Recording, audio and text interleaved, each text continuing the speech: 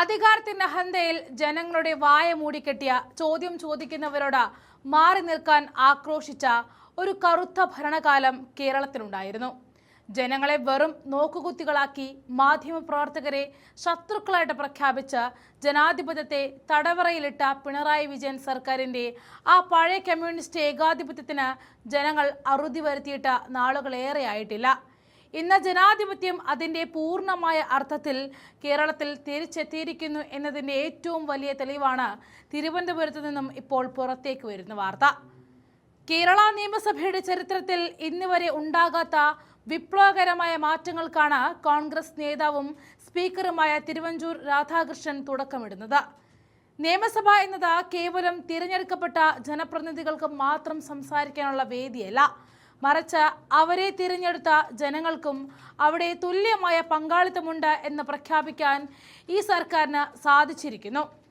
ചില വിദേശ ജനപ്രതിനിധി സഭകളിൽ ഉള്ളതുപോലെ നിയമസഭയ്ക്കുള്ളിൽ പൊതുജനങ്ങൾക്കും ചോദ്യങ്ങൾ ചോദിക്കാനുള്ള ചരിത്രപരമായ അവകാശം നൽകും എന്നാണ് സ്പീക്കർ വ്യക്തമാക്കിയത്.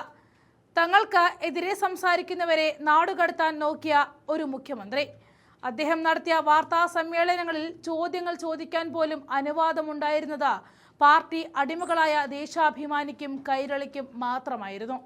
സ്വന്തം പാർട്ടിയുടെ ചോദ്യങ്ങൾക്ക് മാത്രം മറുപടി നൽകി ജനകീയ പ്രശ്നങ്ങളെയും പ്രതിപക്ഷ ശബ്ദങ്ങളെയും പുച്ഛിച്ചു തള്ളിയ ആ പഴയ ഭരണം നമ്മൾ മറന്നിട്ടില്ല. മറ്റേതെങ്കിലും മാധ്യമത്തിന് അക്കാലത്ത് ഒരു ചോദ്യം ചോദിക്കാൻ അവസരം കിട്ടിയോ എന്ന് ചോദിച്ചാൽ അത് ഓർത്തെടുക്കാൻ പോലും ഇന്ന് ഏറെ ബുദ്ധിമുട്ടേണ്ടി വരും. ആ ഭയത്തിന്റെ അടിച്ചമർത്തലിന്റെ രാഷ്ട്രീയത്തിൽ നിന്നുമാണ് ഇന്ന് കേരളം ജനാധിപത്യത്തിന്റെ വസന്തത്തിലേക്ക് നടന്നു കയറാൻ പോകുന്നത്. ജനാധിപത്യത്തിന്റെ നാലാം തൂണായ മാധ്യമങ്ങൾക്കും പരമാധികാരികളായ പൊതുജനങ്ങൾക്കും നിയമസഭയിൽ ചോദ്യങ്ങൾ ചോദിക്കാനുള്ള അവസരം ഒരുങ്ങുമ്പോൾ അത് ഈ നാട്ടിലെ സാധാരണക്കാരന് ലഭിക്കുന്ന ഏറ്റവും വലിയ അംഗീകാരം കൂടിയാണ്. ഞങ്ങൾ ജനങ്ങളെ കേൾക്കാൻ തയ്യാറാണ്, ജനങ്ങളുടെ ചോദ്യങ്ങളെ ഭയപ്പെടുന്നില്ല എന്ന ഉറച്ച സന്ദേശമാണ് കോൺഗ്രസ് നേതൃത്വം നൽകുന്ന ഈ സർക്കാർ സമൂഹത്തിന് മുന്നിലേക്ക് വെക്കുന്നത്. Thiruvananthapuram press club institute of ജേർണലിസത്തിലെ വോയിസ് ആക്ടിംഗ് കോഴ്സിന്റെ ഉദ്ഘാടനം നിർവഹിച്ചുകൊണ്ട് സ്പീക്കർ തിരുവഞ്ചൂർ രാധാകൃഷ്ണൻ പ്രഖ്യാപിച്ച ഈ തീരുമാനങ്ങൾ നിയമസഭയെ ജനകീയമാക്കാനുള്ള വലിയ പദ്ധതികളുടെ തുടക്കം മാത്രമാണ്.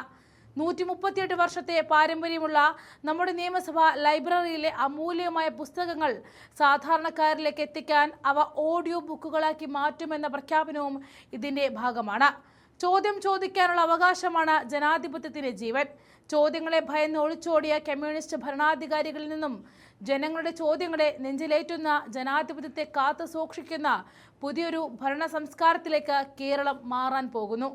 കോൺഗ്രസ് ഉയർത്തിപ്പിടിക്കുന്ന ആ ജനാധിപത്യ മൂല്യങ്ങളുടെ വിജയമാണ് ഇത്.